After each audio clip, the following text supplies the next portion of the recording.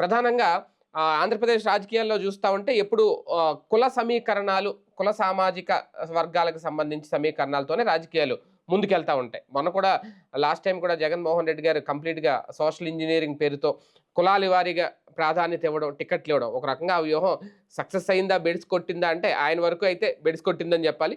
కానీ అదే వ్యూహాన్ని తెలుగుదేశం పార్టీ రచిస్తే మాత్రం సక్సెస్ అయిందని చెప్పాలి. ఎందుకంటే గెలిచారు కాబట్టి. ఇప్పుడు కూడా 2 పార్టీలు చూసుకుంటే గత కొద్ది రోజులుగా కంప్లీట్‌గా కాపు సామాజిక వర్గానికి పెద్దపీట వేసే ప్రయత్నంలో ఒక వ్యూహాత్మకంగా జగన్మోహన్ రెడ్డి గారు ముందుకెళ్తున్నారు అనేది. అలాగే చంద్రబాబు నాయుడు గారు బీసీ సామాజిక వర్గాలకు సంబంధించి తాజాగా కూడా మాట్లాడారు. బీసీలకి ప్రత్యేక రక్షణ చట్టం తీసుకొస్తాం, లేదంటే బీసీ విద్యార్థులకు సంబంధించి కొన్ని కీలక నిర్ణయాలు తీసుకోవడం, ఇవన్నీ కూడా ఆయన మాట్లాడారు. అంటే ఒక పక్క బీసీలకు సంబంధించి తెలుగుదేశం పార్టీ వాళ్ళని ఆకట్టుకునే ప్రయత్నం, కాపులకు మళ్ళీ ఎందుకంటే కాపులు వల్లే, కాపులు దూరం కావడం వల్లే వైఎస్ఆర్సీపీ ఓటమి పాలైంది, అది కూడా ఒక కారణం అని గ్రహించి ఆ దిశగా నిర్ణయాలు తీసుకుంటున్నారా అనే చర్చ అయితే నడుస్తుంది. దీని మీద చర్చించే ప్రయత్నం చేద్దాం. సార్, ముందు వైఎస్ఆర్సీపీ సంగతి చూస్తే నిజంగా ఈ మధ్యకాలంలో ఈ ఇన్ఛార్జీల నియామకం, రీజనల్ కోఆర్డినేటర్ మొన్న కన్నబాబు గారు నియమించిన, లేదంటే మొన్న దాడిశెట్టి రాజా నియమించిన ఈ నియామకాలన్నీ మొత్తం కాపు సామాజిక వర్గానికి, బొత్స సత్యనారాయణ గారి దగ్గర నుంచి కాపు సామాజిక వర్గానికి ఎక్కువ ప్రాధాన్యత ఇస్తున్నారు. అంటే ఎక్కడ పోగొట్టుకున్నది అక్కడ వెతకాలనా, లేదంటే కాపు సామాజిక వర్గం అంటే ఒక వర్గం ఎవరి వైపు ఉంటే వాళ్లే గెలుస్తారు, వాళ్ళ ద్వారానే మళ్ళీ అధికారంలోకి రావచ్చు, ఈ ఆలోచన వైసీపీలో కనిపిస్తోంది? బేసిక్గా వైఎస్ఆర్ కాంగ్రెస్ పార్టీని ఒక రకంగా చెప్పాలంటే పేరు రెడ్లది, నడిపింది కాపులు అనాల. అంటే యాక్టివ్గా హడావిడి చేసినంత కాపులేదు. ఎవరికైనా అంబటి రాంబాబు కమ్మ కాపే నడిపారు, పేరు నాని, కోడాల నాని, ఇల్లే కదా మాట్లాడినటువంటి వాళ్ళందరూ.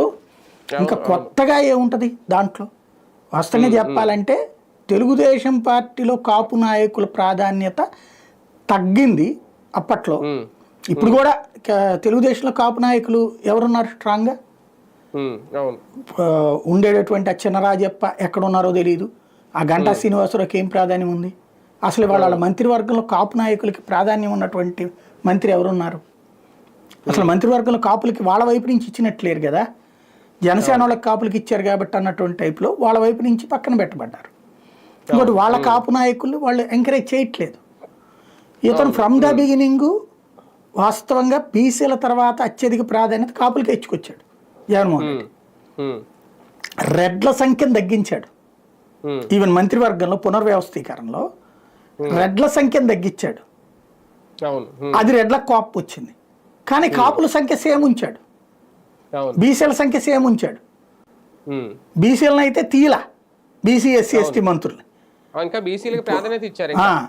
బీసీలను కంప్లీట్గా అట్లాగే ఉంచారు. ఎస్సీ ఎస్టీ మంత్రులు ఒకళ్ళనిద్దరు అటు ఇటు మార్చినట్టున్నారు అంతే. మళ్ళీ అదే శాఖలు వాళ్ళకే ఇచ్చారు, వేరే వాళ్ళకి మార్చారు, అదే సామాజిక వర్గానికి ఇచ్చారు అంతే, మార్చారు అంతే. అంతే తప్పించి ఆ సంఖ్యను తగ్గించాల, కుదించాల. బీసీ ఎస్సీ ఎస్టీ మంత్రుల సంఖ్యను కుదించాల, కాపులది కూడా కుదించాల. కుదించింది రెడ్లది. తర్వాత బ్రాహ్మణ సామాజిక వర్గానికి సంబంధించిన డిప్యూటీ స్పీకర్ ఉంటే అది తీసేశారు, అది మైనార్టీకి ఇచ్చినట్టున్నారు ఒకటి. అట్లాగా కొన్ని బేసిక్గా అతను ఫ్రమ్ ద బిగినింగ్ జగన్ దాన్ని ఏమంటారు, సోషల్ ఇంజనీరింగే సీరియస్గా దృష్టి పెట్టాడు. సోషల్ ఇంజనీరింగ్ ఆంధ్రాలో వేస్ట్ అన్న విషయం జగన్కి తెలిసింది మొన్న. సోషల్ ఇంజనీరింగ్ అన్నటువంటి కాన్సెప్ట్ ఉత్తరప్రదేశ్లో సక్సెస్ అయింది, బీహార్లో సక్సెస్ అయింది, అలాగే హర్యానాలో సక్సెస్ అయింది. వివిధ రాష్ట్రాల్లో భారతీయ జనతా పార్టీ ఎక్కడ సోషల్ ఇంజనీరింగ్ చేసినా అక్కడంతా సక్సెస్ అయింది. ఒకప్పుడు సమాజ్వాదీ పార్టీ చేసిన సోషల్ ఇంజనీరింగ్ సక్సెస్ అయింది, ఒకప్పుడు బహుజన్ సమాజ్ పార్టీ చేసిన సోషల్ ఇంజనీరింగ్ సక్సెస్ అయింది. కానీ మన రాష్ట్రంలో ఉమ్మడి ఆంధ్రప్రదేశ్లో కూడా సోషల్ ఇంజనీరింగ్ పెద్ద సక్సెస్ కాలేదు. మనకిక్కడ ఆ చైతన్యం ఆయా సామాజిక వర్గాల్లో లేదు. బీసీ ఎస్సీ ఎస్టీలలో అగ్ర సామాజిక వర్గాలకు సంబంధించిన వారి పట్ల విధేయతల మీదనే ప్రాధాన్యం ఉన్నది తప్పించి సెల్ఫ్ కాన్ఫిడెన్స్తో మన రాజ్యం ఎందుకు రాదు అనే ఆలోచన లేదు, నాయకులలో లేదు, జనంలోనూ లేదు. ఇక్కడ జనంలో కూడా లేదు. ఇప్పుడు చూడండి, ఫర్ ఎగ్జాంపుల్ ఇతను ఈ రోజు వరకు ఆంధ్రప్రదేశ్ చరిత్రలో ఎవరికి ఇవ్వనని కుల సంఘాలు పెట్టాడు. అసలు ఆ కులం ఉందని కూడా మనకు తెలియదు చాలా మందికి. అన్ని కుల సంఘాలు పెట్టాడు, అంతమంది డైరెక్టర్లను పెట్టాడు. అవును పెట్టినందుకు గాను ఆ కులాలోళ్ళే ఇంటికి పంపించారు.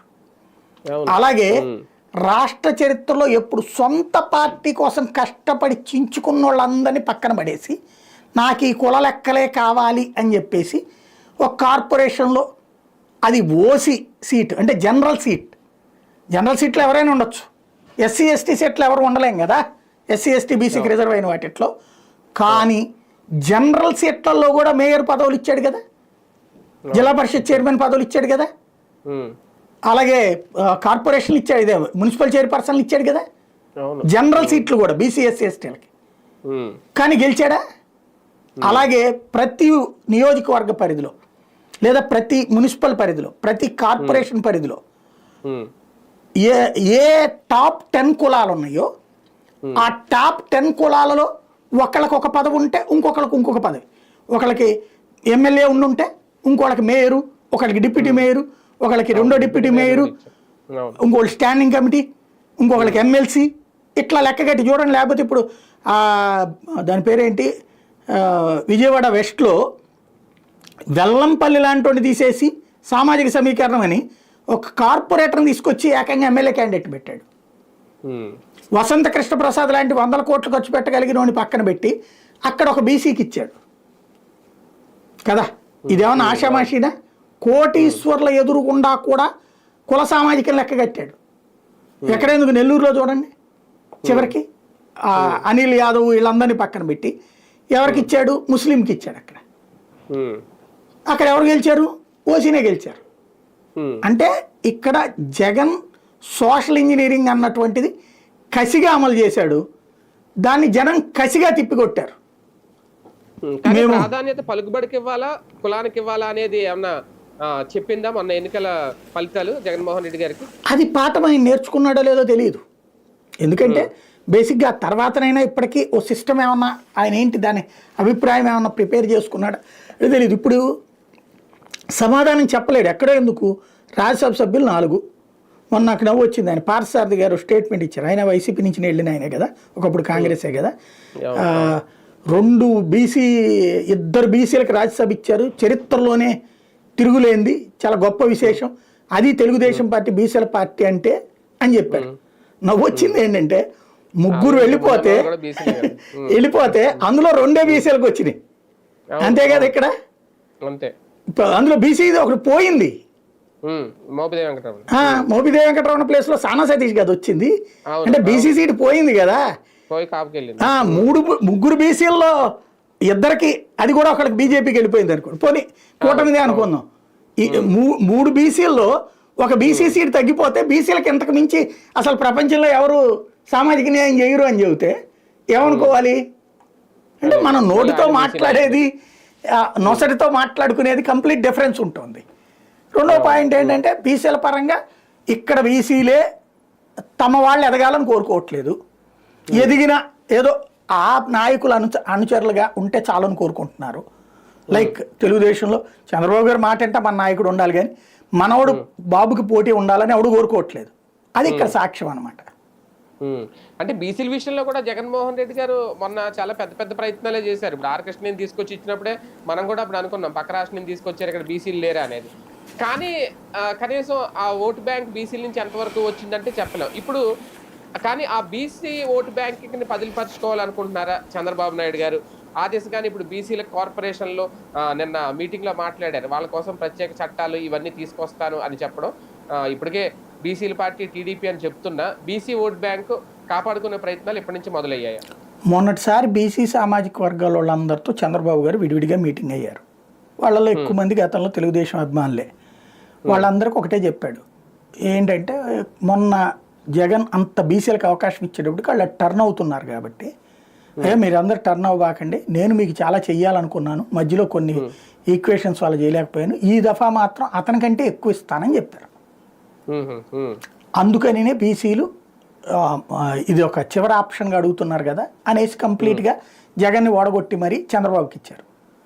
ఇప్పుడు కాబట్టి ఇచ్చే బాధ్యత ఆయనకుంది. ప్రారంభించారు, 5 ఏళ్ల లెక్క చూస్తారు, అందులో ప్రాధాన్యతలు ఎవరు ఎక్కువ ఇచ్చారు అన్నటువంటిది.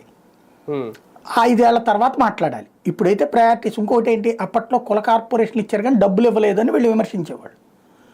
ఇప్పుడు వీళ్ళు ఇచ్చారా లేదన్నది రేపు కనబడుతుంది.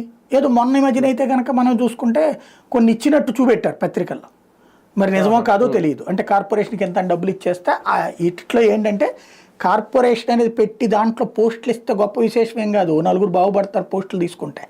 అది కాదు, కావాల్సింది ఏంటంటే ఒక కార్పొరేషన్, ఇప్పుడు ఫర్ ఎగ్జాంపుల్ రజక్ కార్పొరేషన్ అన్నారు, 10 కోట్లు 20 కోట్లు ఆ కార్పొరేషన్కి ఇచ్చారనుకోండి, ఆ కార్పొరేషన్ డబ్బులు ఒక 100 మంది రజకులకి వాళ్ళు ఏ బట్ట దాన్ని ఏమంటారు ఇస్త్రీ షాప్ పెట్టుకోవడము, డ్రై క్లీనింగ్ షాప్ పెట్టుకుంటుంటే దానికి కావలసినటువంటి మెటీరియల్ ఏవైతే ఉంటాయో ఆ మెటీరియల్ కొనుక్కోవడానికి అయ్యే కాస్ట్లో ఒక 50% వీళ్ళు ఇచ్చారనుకోండి, 15-60%, అప్పుడు వాళ్ళు సెల్ఫ్ సస్టైనబుల్ అవుతారు. మిగతాది వీళ్ళే బ్యాంకులో ఇప్పించి 30% చేస్తే 10% వాళ్ళు పెట్టుకుని చేసుకోవడానికి వీలవుతుంది. అది కూడా కష్టమే. బీసీ సామాజిక వర్గాలని అక్కడున్న ధనవంతులన్నా, కాకపోతే అక్కడున్న మధ్యతరగతి వర్గానికి సంబంధించిన సొంత పార్టీ నాయకులన్నా బాగుపడతారు, కొంతమంది అన్న ఆర్థికంగా స్థిరత్వం సంపాదించుకుంటారు. అట్లాంటిది జగన్ చేయలేదు. ఇప్పుడు బాబు గారు చేస్తున్నారన్నది పత్రికల్లో చూశాను నేను. చేశారా లేదా అన్నటువంటిది ఇప్పుడు జగన్ చెప్పినప్పుడు కూడా అన్నీ చేస్తున్నాడు కదా అనుకున్నాం. ఆ తర్వాత ఓడాక్ కానీ ఏది అడిగితే ఏం జరగలేదండి, కార్పొరేషన్లు వేశారు కానీ డబ్బులు ఇవ్వలేదు అని చెప్పుకొచ్చారు. అదే కోపం వచ్చింది వాళ్ళందరికన్నది. ఇప్పుడు అది చివరిలో కానీ తెలియదు మనకి. ప్రస్తుతానికైతే ఇస్తున్నారన్నది అయితే పత్రికలో వస్తుంది. అవును, కానీ ఇంకో విషయం సార్, మామూలుగా ఆంధ్రప్రదేశ్ ఎన్నికల్లో అంటే ప్రతిసారి ఎన్నికల టైంలో కాపు సామాజిక వర్గం ఓటు బ్యాంక్ అనేది ఎన్నికల గెలుపును డిసైడ్ చేస్తుందా, వాళ్ళు ఎటువైపు ఉంటే అటే ఆ పార్టీయే లేదంటే ఆ కూటమే గెలుస్తుంది అనే సంకేతం బలంగా వెళ్ళడానికి ఏమైనా కారణాలు ఉన్నాయి? ఇప్పుడు అందుకే జగన్ గారు కూడా అటువైపు ఏమైనా మొగ్గు చూపుతున్నారు? ఇప్పుడు ఖచ్చితంగా నిన్న మీటింగ్లో కూడా కాపులకి ఇంతవరకు కూడా సాధారణంగా మనకి అప్పట్లో నాకు బాగా గుర్తు, బ్రిటిష్ వాళ్ళకి సంబంధించిన ఒక సంస్థ నుంచి విజయవాడలో డబ్బులు వచ్చినాయి, విజయవాడ కార్పొరేషన్కి. మహిళ కమ్యూనిస్టులు వీళ్ళు ఉన్నారు, తెలుగుదేశం కూడా తోడు ఉన్నటువంటి, అంటే తెలుగుదేశం సెంట్రల్లో అధికారంలో ఉంది ఆ టైంలో వచ్చినాయి, లేదా కాంగ్రెస్ పార్టీ అధికారంలో ఉన్నప్పుడు అనుకుంటా, జంజాల శంకర్ ఉన్నప్పుడు అనుకుంటా, ఏదో జంజాల శంకర్ మేయర్గా ఉన్నప్పుడు బ్రిటిష్ వాళ్ళకి సంబంధించిన సంస్థ నుంచి ఫండింగ్ తెచ్చాడు. ఆ తర్వాత వచ్చిన ప్రభుత్వాల టైంలో కూడా అది కంటిన్యూ అయినాయి. ఆ డబ్బులతో ఏంటంటే సెల్ఫ్ సస్టైనబుల్ చేసుకోవడానికి అది అప్పుగా ఇస్తారు. దాని కిందన ఈ షాపింగ్ కాంప్లెక్స్లు అవన్నీ కట్టింది అప్పుడే. విజయవాడలో బోల్డ్ అని షాపింగ్ కాంప్లెక్స్ కట్టారు మున్సిపాలిటీ. కొన్నిట్లో ఇప్పటికీ ఒక 10-20% చోట్ల ఎవడు అద్దెలకు తీసుకోలేదు, కానీ అంటే ఖాళీగా ఉన్నాయి కానీ అద్దెలకు తీసుకున్నారు, వాళ్ళు ఎవడు అద్దెలు కడతా ఉంటాడు. అట్లాంటి డబ్బులు ఒక ఫిక్స్డ్ ఇన్కమ్ అనేటటువంటి జనరేట్ చేసుకున్నారు. దాంతో పాటే వాళ్ళ నిబంధనల్లో ఒకటిగా 20% పూర్కి సస్టైనబుల్ చేయాలి. అందుకని కమ్యూనిటీ హాల్ కట్టారు. అప్పుడు అనేక బస్తీల్లో, పేదల బస్తీలో కమ్యూనిటీ హాల్ కట్టారు. ఎందుకు? ఓ పెళ్ళి పేరెంటింగ్ చేసుకోవాలంటే ఇంట్లో చేసుకోలేరు, బీసీ ఎస్సీ ఎస్టీలు ఎక్కడ చేసుకోగలుగుతారు? ఈవెన్ ఓసీలైనా ఇంట్లో చేసుకోలేం కదా. డబ్బులు ఉన్నటువంటి వాళ్ళు కొంచెం ఏ కళ్యాణ మండపం అదో తీసుకుంటారు, కానీ వీళ్ళు అది చేసుకోలేరు, అంతంత డబ్బులు పెట్టలేరు. దాంతో ఏ రోడ్డు మీద పెట్టుకుందాం అంటేనేమో నానా ఇబ్బందులు ఉంటాయి. అందుకని కమ్యూనిటీ హాల్ కట్టారు. అప్పుడు ఈ కమ్యూనిటీ హాల్లో చాలా లిమిటెడ్గా అప్పట్లో 500 రూపాయలు అట్లా తీసుకుని పెళ్ళైనా చేసుకోవచ్చు, పేరెంట్ వైన్ చేసుకోవచ్చు, ఇట్లాంటిది నడిచినాయి. అది కమ్యూనిటీ హాల్ కాన్సెప్ట్. ఆ తర్వాత రాష్ట్ర వ్యాప్తంగా పాకి ప్రభుత్వాలే కమ్యూనిటీ హాల్ కట్టించడం ప్రారంభించారు. కాకపోతే వాళ్ళు కట్టించినంత ఎక్కువగా కట్టించాల. అయితే ఇప్పుడు తొలిసారి కుల కమ్యూనిటీ హాల్ కట్టబోతున్నారట. నిన్న చంద్రబాబు గారు రివ్యూలో 42 కాపు కమ్యూనిటీ హాల్ కట్టమని చెప్పారు. కాపు కమ్యూనిటీ హాల్, కాపు కమ్యూనిటీ హాల్ అంటే కాపులే చూసుకోవాలి, కాపులే వాడుకోవాలి, వేరే కులం వాళ్ళకి ఎవరు కదా. అప్పుడు తొలిసారి ఈ సిస్టమ్ బిగిన్ చేశారు. అంటే కాపులకి ప్రాధాన్యం ఈయన ఇస్తున్నాడు. అక్కడ ఆయన ప్రత్యేకించి ఇస్తున్నాడనే ఇంకా అకుసరలా. అక్కడ ఆల్రెడీ ఆయన వైఎస్ఆర్ కాంగ్రెస్ పార్టీలో పాలన అన్నటువంటిదేమో వీళ్ళు నడిపితే పార్టీని నడిపించిన వాళ్ళన్న కాపులే అక్కడ. అది క్లియర్ అనమాట. అందుకని ఇప్పుడు జగన్మోహన్ రెడ్డి గారు మళ్ళీ కాపులకి పెద్దపీట వేయాలని డిసైడ్ అయిపోయారా? ఇంకా అందులో పీట వేసేది ఏం లేదు, ఆయన తీస్తే కదా వేయడానికి. ఆల్రెడీ పీటలోనే ఉంది అది, అంతే. కానీ కాపు సమాజం అంతా ఈ మొన్న 2024 తర్వాత జనసేన వైపుకి వెళ్ళిపోయింది కంప్లీట్గా. అంటే ఎక్కువ శాతం వాళ్ళని మళ్ళీ ఇటు తెచ్చుకోవడం అనేది సాధ్యం అవ్వాలి అంటే జనసేన మీద వ్యతిరేకత పుడితే గానీ అది కాదు అనేది వర్కౌట్ అవుతుందా? చూడాలంటే ఇప్పుడు మొన్నటిసారి ఏంటంటే ఒక కాన్సెప్ట్ నడిచింది. ఇక పవన్ కళ్యాణ్ కనుక మనం వదులుకుంటాం, ఒకప్పుడు రంగా గారిని వదులుకున్నాం, చిరంజీవిని వదులుకున్నాం, ఇక మనకంటూ లీడర్ లేకపోతే ఎట్లా అన్న కసితో పవన్ కళ్యాణ్కి సపోర్ట్ చేశారు. పవన్ కళ్యాణ్ చంద్రబాబుకి సపోర్ట్ చేయడం వల్ల ఈ ఓట్లు అటు పడ్డాయి బలంగా. చాలా కుల ఫీలింగ్ అనేది మొట్టమొదటిసారి చాలా బలంగా వచ్చింది. ఇప్పుడు వీళ్ళకి చీలిపోతుంది అది అంత సులభం కాదు. ఇప్పుడు కమ్మ సామాజిక వర్గంలో 98 నుంచి 99% మంది తెలుగుదేశానికి వేశారు. 98 నుంచి 99% మంది. ఈ 1% 2% కూడా వైసీపీకి వేయలే, జనసేనకి వేశారు లేదా బీజేపీకి వేశారు. అదే సందర్భంలో కాపు సామాజిక వర్గం 100కి 70-80% వీళ్ళకే వేశారు, కూటమికే వేశారు. రెడ్డి సామాజిక వర్గం 30-40% మాత్రమే వేశారు. బీసీ సామాజిక వర్గం 70% మంది తెలుగుదేశానికి వేస్తే 30% మంది జగన్కి వేశారు. ఎస్సీ ఎస్టీ సామాజిక వర్గాలు 60-40 రేషియో నడిచింది మొన్నటిసారి. నెక్స్ట్ స్టెప్ ఎట్లా ఉంటుందో చూడాలి. కానీ ఒకటి సార్, ఫైనల్ గా కూటమికి ఇప్పుడున్న కాపు సామాజిక వర్గం సపోర్టు కూటమిలో భాగస్వామ్య పక్షంగా జనసేన ఉందనా, ఇండివిజువల్ గా తెలుగుదేశం పార్టీకి కాపుల సపోర్ట్ ఇంకా అలాగే ఉందా? పర్టికులర్ గా ఇది అని ఒక పాయింట్ చెప్పలేమండి. ప్రజెంట్ ఏంటంటే పవన్ కళ్యాణ్ వెనకాల కాపు పోలరైజ్ అయి ఉన్నారు, అదే సందర్భంలో ఆయన చంద్రబాబు వెనకాల పోలరైజ్ అయి ఉన్నారు. అంతే. ఇది శాశ్వతమా కాదా అనేది వాళ్ళకి ఇచ్చుకునే గౌరవాల మీద ఆధారపడి ఉంటుంది, ఇచ్చి పుచ్చుకునే ధోరణి మీద ఆధారపడి ఉంటుంది. అంతే. రైట్ రైట్ చూద్దాం. అప్పుడే కుల సామాజిక వర్గ సమీకరణాలకు సంబంధించిన వ్యూహాలు అయితే ఆంధ్రప్రదేశ్లో రాజకీయ పార్టీలు మొదలు పెట్టినట్టుగానే కనిపిస్తున్నాయి. ఇందులో భాగంగానే వైఎస్ఆర్సీపీ పూర్తిగా కాపు సామాజిక వర్గాన్ని తమకు వైపుకు తిప్పుకునే ప్రయత్నాలు మొదలుపెట్టింది. అలాగే బీసీ సామాజిక వర్గ ఓటు బ్యాంకు బయటకు పోకుండా కాపాడుకునే ప్రయత్నాలు ఆల్రెడీ తెలుగుదేశం పార్టీ చేస్తుంది అన్నట్టుగానే ప్రస్తుత పరిస్థితులు. చూద్దాం భవిష్యత్తులో ఇవి ఎలా ఉంటాయి ఏంటి అనేది.